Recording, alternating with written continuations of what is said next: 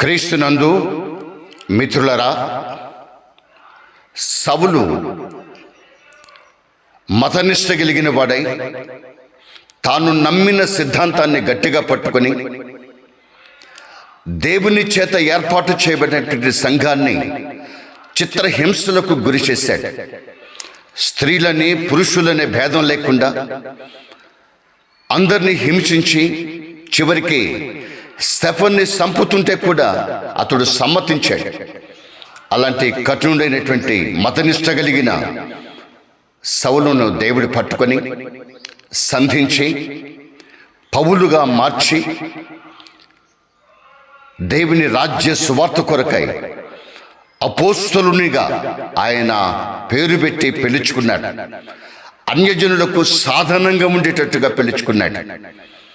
కొత్త నిబంధన గ్రంథములో ఉన్నటువంటి 3 వంతుల పుస్తకాలను పరిశుద్ధాత్మ దేవుడు అపోస్తలుడైన పౌలు గారి చేత రాయించాడు. హతసాక్షిగా ప్రభు కొరకు ఆయన మరణించాడు. నా ప్రియ దేవుని బిడ్డారా, ఈ లోక సంబంధమైన మతాలు, ఈ లోక సంబంధమైన కులాలు ద్వేషాన్ని, పగను, ఈర్ష్యను, రక్తపాతాన్ని, హింసను, మారణకాండను సృష్టిస్తాయి. కానీ దేవుని నీతి, నిజాయితీ, దేవుని రాజ్యము కొరకైనటువంటి తీర్మానం మనల్ని నిత్య జీవానికి తీసుకొని వెళుతుంది. మన పేర్లు జీవగ్రంథమందు లిఖించబడతాయి.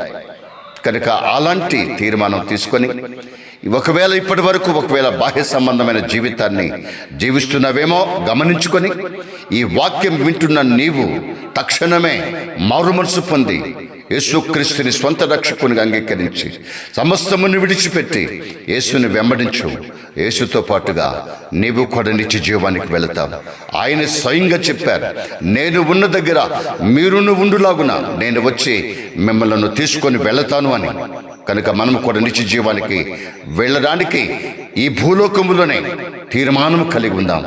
దేవుడి మాటను దీవించి ఆశీర్వదించునుగాక. ఆమేన్.